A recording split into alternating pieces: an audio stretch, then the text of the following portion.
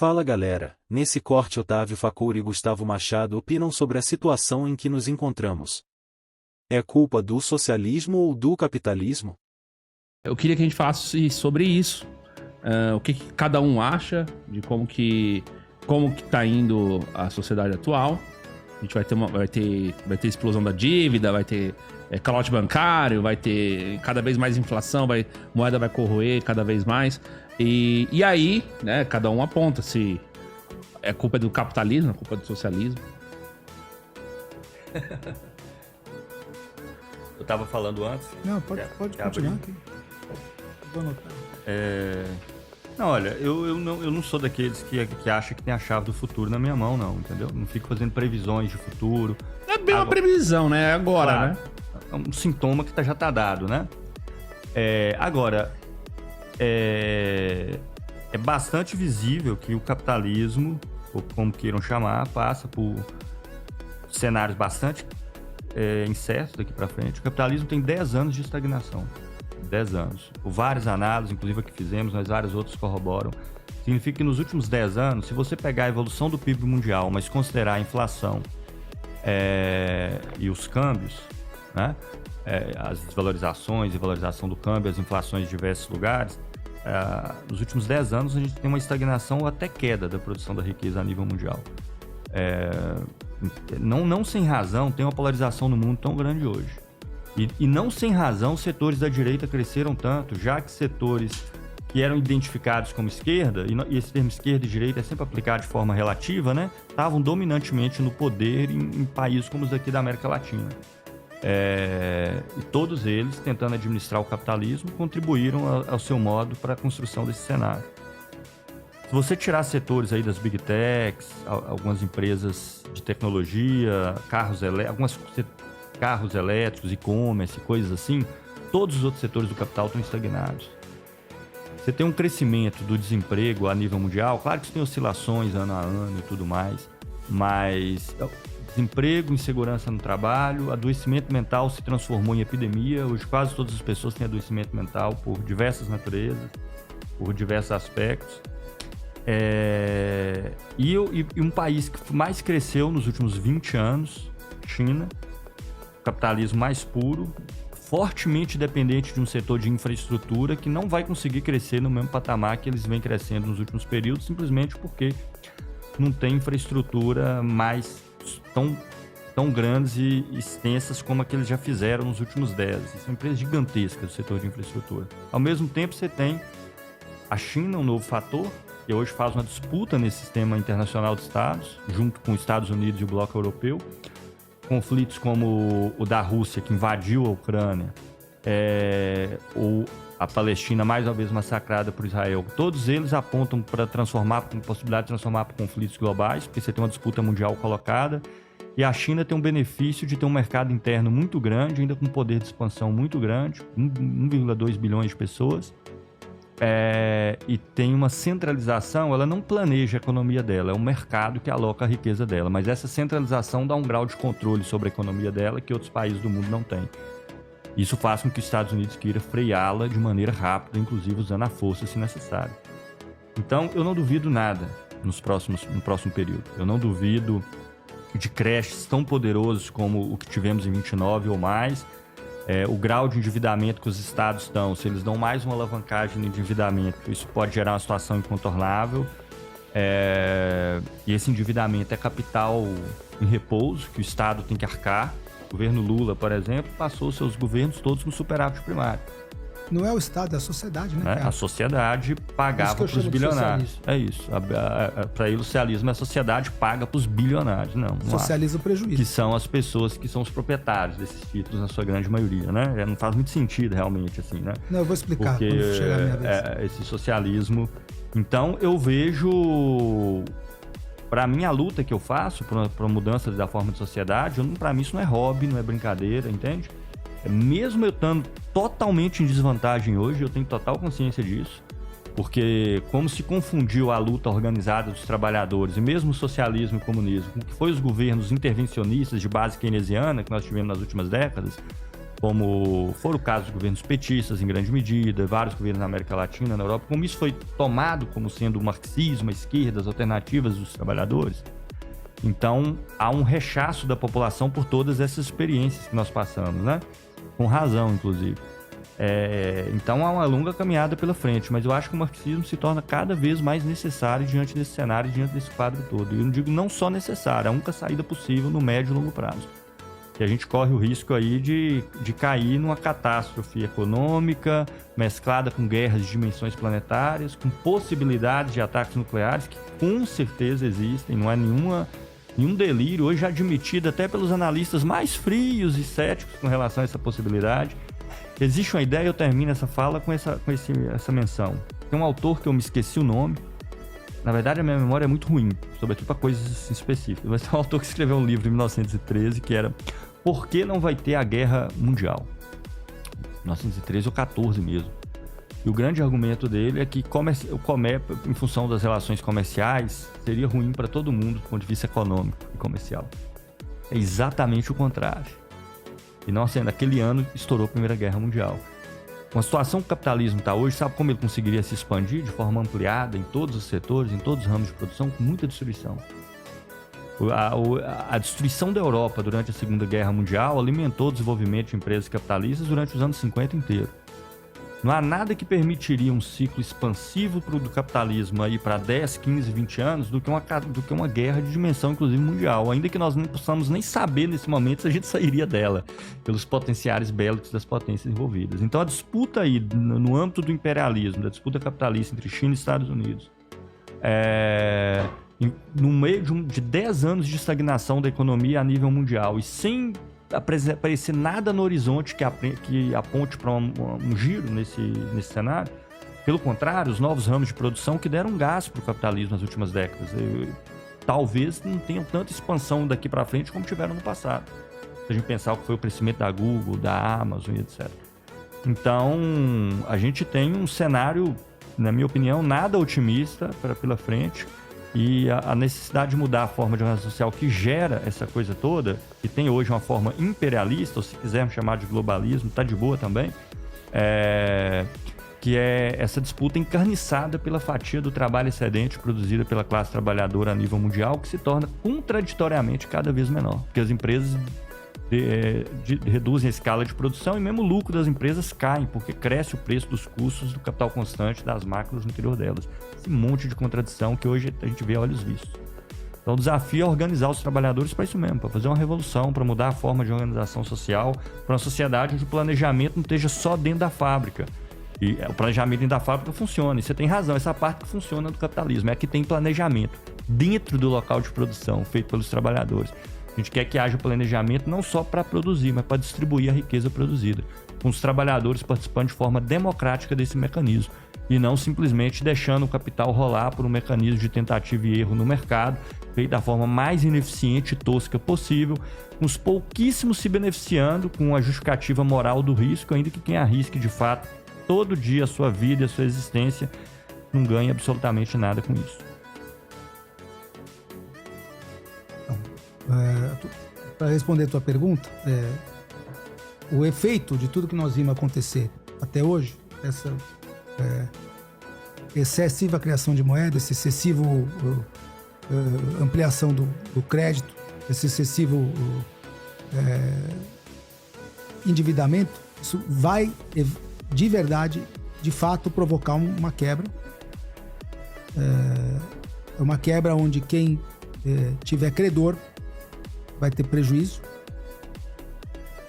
que é o que foi evitado até hoje pelo sistema monetário, evitou isso até hoje através da produção maciça. Cada vez que você tinha uma pequena recessão, um pequeno risco de ajuste, que é o que seria necessário para que não ocorresse a concentração e o monopólio, que é o que ocorreu até hoje. É por esse motivo que eu falo que a gente não teve o capitalismo onde você tem livre concorrência e risco verdadeiro. Nesse momento onde se você tiver realmente uma quebra, que é o que eu acredito que vai ter nos próximos 5 anos, uma situação de ajuste de contas onde não será mais possível fazer expansão monetária. Para você poder fazer expansão monetária, você precisa de juros caindo para sempre, porque se ele está subindo, você não consegue colocar mais crédito, e quem tem crédito fica devendo, o juro está caro demais. As dívidas acabam não tendo mais como ser servidas. Nesse momento você tem uma quebra semelhante à de 29. E é nessa hora que você elimina esse, digamos assim, esse impacto monopolista da coisa, concentrador, que foi criado por eles mesmos. Você quebrou, você nivelou. Agora, ainda assim, mesmo com isso, se esse povo continuar no controle do sistema monetário, eles não precisam de dinheiro, eles fabricam dinheiro. O dinheiro é fabricado hoje pelo sistema monetário. Cada vez que um banco coloca um crédito na conta de alguém, ele está fabricando dinheiro. Então, de novo, não só um ajuste do tipo de um crash, precisa disso para você voltar a ter competitividade, você voltar a ter a tua crítica que você faz hoje do sistema mundial, só chegou nisso. Por que eu chamo de socialismo? Porque quando você não tem uma livre competição, você tem o acúmulo na mão de quem se beneficia disso, primeiro. Na mão desses grandes, que tem a proteção, que não quebra, que tem monopólio. O sistema financeiro é monopólio deles. Todo o sistema financeiro é monopólio deles. Desde Bretton Woods. Até antes, mas com certeza a partir do momento onde você fez aquele acordo, então ficou todo na mão deles. Por isso que você tem todo mundo que desafia isso acaba ouvindo um cachorro latir. Então, nesse momento, enquanto você tiver um sistema monetário, e o próximo passo deles é tentar implantar uma moeda única global. E se isso acontecer,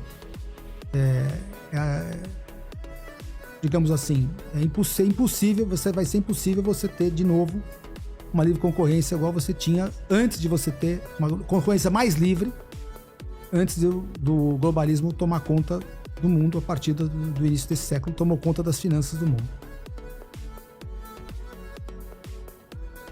Agora, trocar isso por um sistema planejado, todos os locais que isso foi tentado. Eu não sei se foi tentado de verdade ou foi abandonado. Foi tentado em parte. O resultado foi economias em falência. Você acha que vai ter conflito militar? Se vai ter? Já está tendo, né? Acho que mas vai ter. Depois. Você não tem o conflito de grandes novos players aí, geopolíticos. Depois, o conflito nunca vem antes da depressão, ele vem depois.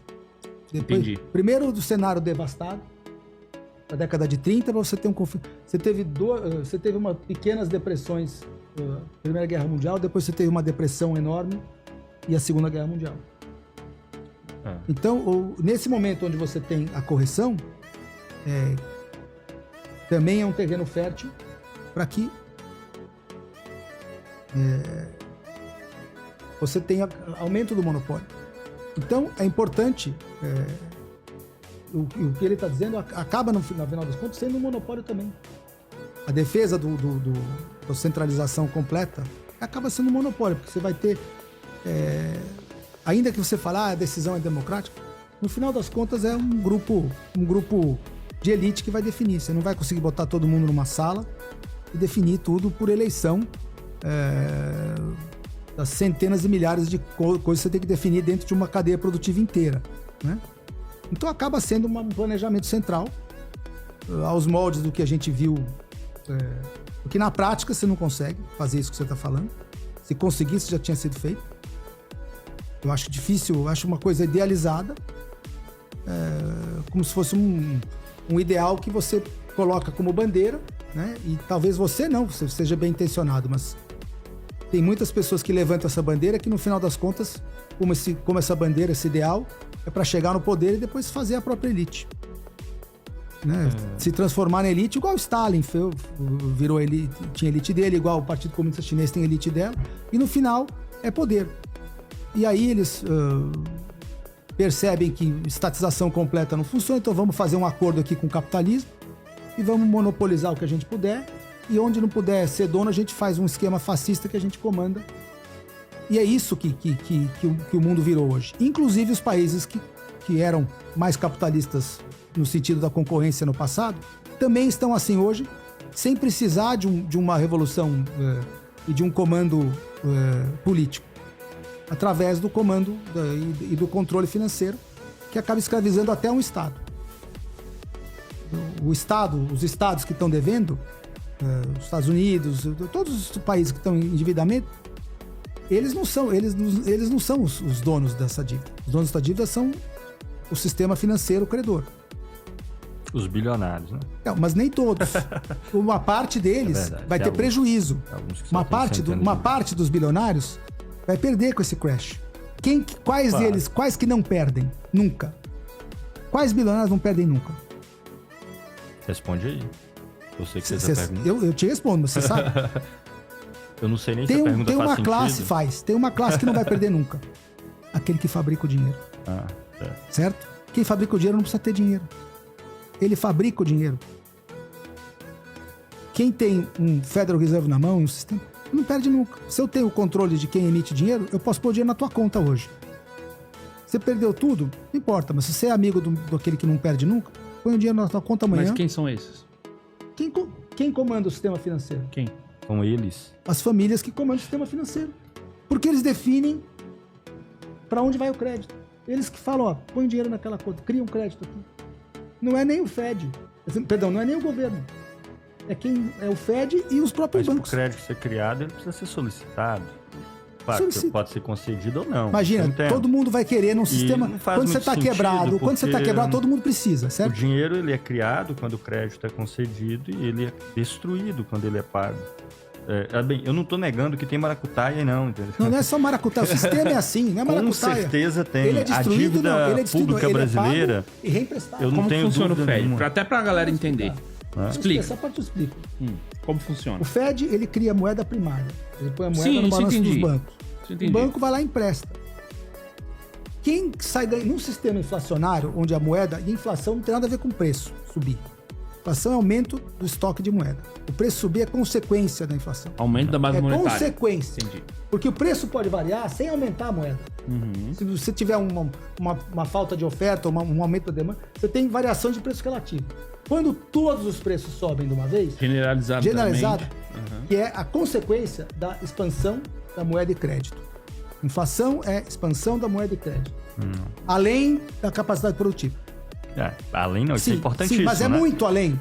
Muito além. Sim, porque... Muito além. Porque parece ser óbvio o que ele está dizendo, que ele fala assim, crescimento da base monetária. Então parece que tem inflação ou deflação porque se quis. Eu só estou dizendo porque... Não, é produzida. É uma simplificação. É produzida.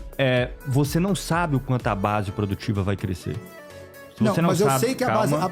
Se você não sabe o quanto a base produtiva vai crescer ou não, então não é óbvio quanto a base monetária tem que crescer ou não. E o sistema que existia, o sistema ouro-dólar, ou o padrão ouro anterior, durante a primeira metade do século, tinha o problema oposto, que era de deflação. Era um problema crônico da primeira metade do século. Então, qualquer um dos sistemas que seja adotado é problemático.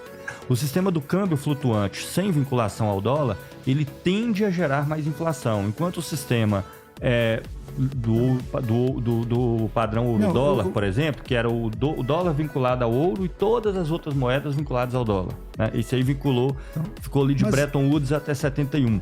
Né? Como a base monetária é muito fixa pelo atrelamento ao ouro, você tinha a vinculação que era o quê?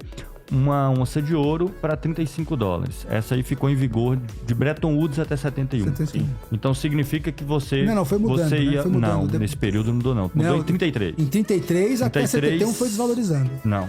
Em 33, não. A taxa do ouro... O que mudou era a reserva do Fed, que o percentual reduzia, mas a taxa era a mesma. A taxa só mudou em 33. Ela era de 20... Ela era de 20, foi para 35... E por lá ela ficou até 71. E aí, de 35 até 70 foi mudando a quantidade. Foi aumentando a base. O ouro em 1971 já estava... Não vejo isso em nenhuma bibliografia que eu já li sobre história do sistema monetário. Ela ficou fixa. Agora, o que mudava era o quê? Claro, como a economia se expandia mais rápido do que as reservas de ouro, a alteração não foi a mudança da base. A alteração é que o Fed chegou a ter 50%, no início era mais de 50% da moeda que estava circulando, ele tinha em ouro. Depois isso foi caindo. Quando chegou lá em 71, não, mas a conversão ainda era 35 por 1. Mas ele não tinha quantidade para toda... Isso é uma polêmica. Ele não podia manter essa conversão, já era outra. Nunca pôde manter, desde o começo, na verdade. Antes de 32 ele tinha os estoques. Os Estados Unidos, antes de 29, tinha todo o ouro do mundo, porque ele era o produtor mundial, ele era a China. Então ele tinha todo o ouro do mundo. Esse sistema tinha um problema, o anterior, que era o problema de a base de ouro, ela não se adequava à expansão da economia. A economia, entenda-se, a produção, não é dinheiro. A economia, a produção de tudo. E depois ela passou agora, ela tem a possibilidade de se adequar, mas por outro lado você tem flexibilidades monetárias que precisam fazer, que possibilitam que você expanda a sua base monetária mais do que a economia. E a principal delas é a própria economia privada. Então eu até faço esse gancho. Tudo aquilo que você atribui à intenção dos globalistas, ou seja, a conspiração lá no Comitê Central dos Globalistas, né? Todo mundo com um chapéuzinho assim. Mas daqui a pouco a gente volta pro Fed. O Fed. Eu quero entender quem é que manda no Fed. O Fed nos Estados Unidos é um consórcio. Consórcio de bancos. 12 bancos hoje. Foi 10 no passado, hoje é 12. Então são bancos privados que tem um consórcio, tem a ver com uma história específica dos Estados Unidos. Esse esquema é bem raro. Né? Então, esses bancos privados já eram os emissores de moedas antes, inclusive do próprio dólar. Eles tinham o dólar contra o lastro de ouro que eles tinham no cofre. E cada um poderia emitir separadamente. O que aconteceu em 1913 é que esses bancos fizeram um consórcio e passaram, digamos assim, a articular esse processo diante regras e critérios bem definidos. Mas queriam que vamos criar uma forma da gente monopolizar a moeda. Criar um banco central. E a gente se salva quando a gente precisar. E lá foi um banco central criado a partir de bancos privados. Né? A Inglaterra, por exemplo, era um banco privado, que era o Banco da Inglaterra, mas que foi nacionalizado em 46. Então isso vai variar de país para país. O que é comum todos eles necessitaram com órgãos centrais de política monetária. Alguns foram criados a partir dos bancos da iniciativa privada, outros foram criados diretamente pelo Estado. Tem casos que se criou o Banco Central diretamente pelo Estado, ou fez uma alteração. Tem vários, cada país tem uma história. Né? Mas todos necessitaram de um órgão monetário central. Mas o que eu quero chamar a atenção aqui é o seguinte: os juros crescem. Você, Otávio, sempre fala isso. Os juros sobem, quem se beneficia com a queda de juros? E por que os juros crescem? Claro que pode ter várias razões e vários contextos podem pressionar os juros, mas uma das principais é a seguinte: quando no setor produtivo, na maioria deles, o capital não consegue se realizar, entenda por realizar, vender a produção, no patamar que você vendia antes, o que acontece? Quando isso se generaliza, o que tem que acontecer com os juros? O juros sobe. Sim. Então, ainda que tenha um cara lá do Banco Central Mas que tome a decisão... Se ninguém mais conseguir pagar ninguém, o juro vai subir. Os problemas do mercado privado, inclusive os problemas de realização, ou seja, não se consegue expandir, não consegue vender o que tem, não consegue porque o trabalhador é que compra, a situação dele está fodida, está perdendo emprego, aquela coisa toda que já foi falada. Isso gera o que depois? A necessidade que os juros cresçam. Então, e alguém se beneficia com esse crescimento dos juros? Com certeza. Mas por que o juro vai subir? Deixa eu explicar para você essa parte aí. Por que o juro vai... Os juros é uma divisão do excedente, né? Mas por que maior vai subir nos próximos anos? Se você tiver um risco dele não ser pago, quanto maior o risco envolvido, e por que nós estamos nisso? Vai crescer. Por que nós estamos? Porque nós tivemos, desde 71, aí eu vou falar para os números que eu tenho de cabeça, uma expansão monetária com dinheiro fiduciário, que não tem lastro nenhum, e depois, ao longo dos anos, eles foram reduzindo todas as restrições para a expansão de crédito. Depósito compulsório no sistema bancário hoje é 0. Então eu posso emprestar o mesmo dinheiro quantas vezes quiser.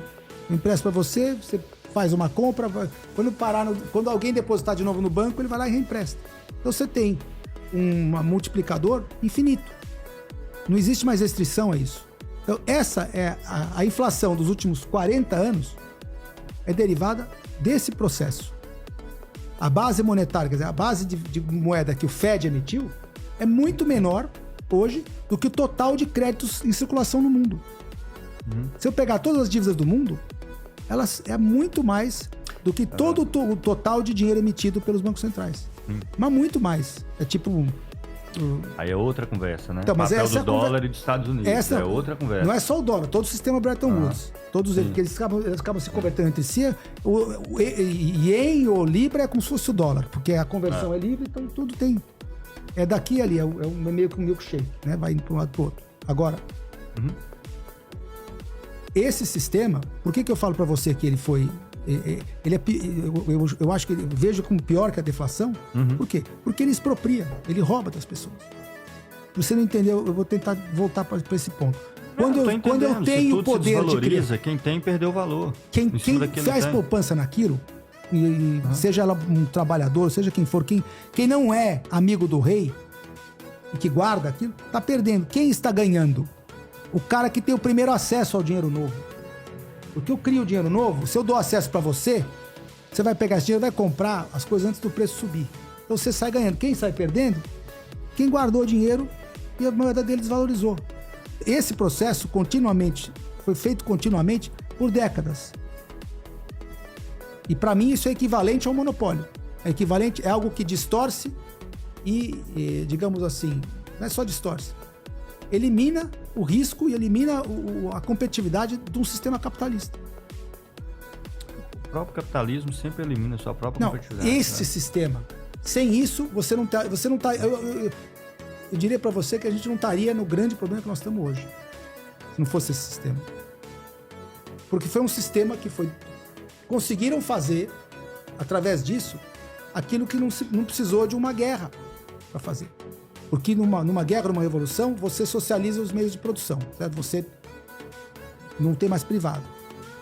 No momento que você entope uma sociedade com dívida, quando você deve, você é dono daquilo, você não é mais dono de nada. Você tem dívida, você tem uma casa, não tem, você tem a dívida e a casa. Você não é dono da casa. O consumidor, ou o trabalhador, ou mesmo o empresário alavancado, ele não é dono de nada. Então você socializou também. De outra forma, de uma forma através do poder financeiro. E tá tudo na mão, que eu digo socializar no sentido de ser... Rapaz, eu confesso pra você que nem com a inspiração do Espírito Santo, que eu nem acredito, eu não consigo entender essa ideia de socialização, que é a migração da riqueza do mundo inteiro para um grupo de privilegiado. Isso ele chama de socialização. Mas socializar pro Estado, digamos assim. Em vez de ser o Estado é um grupo. É tão absurdo. Quando não é privado, é dos outros. Socializou tudo. E o que ele está chamando de socializou tudo? São valores que migram da sociedade inteira. Socializar é te expropriar. Se você fizer uma revolução nos teus moldes, as pessoas não vão perder a propriedade delas? No fundo que existe não vai passar aí, a ser de todos, social? O grau de absurdo que chega a tentativa de associação do socialismo, do marxismo, com as coisas que vem acontecendo no mundo e etc, é mais ou menos nesse nível, né? Porque ele acaba sendo, você fala que não é de ninguém, mas você vai pertencer à elite dominante. Mesmo socializou geral, saiu de todo mundo e foi para um grupo pequeno de pessoas. Mas no teu sistema também vai ser assim, que no final, se ninguém é dono de nada, quem vai mandar naquilo? Não se esqueça de deixar o like e se inscrever para mais cortes como esse. Valeu pessoal e até a próxima.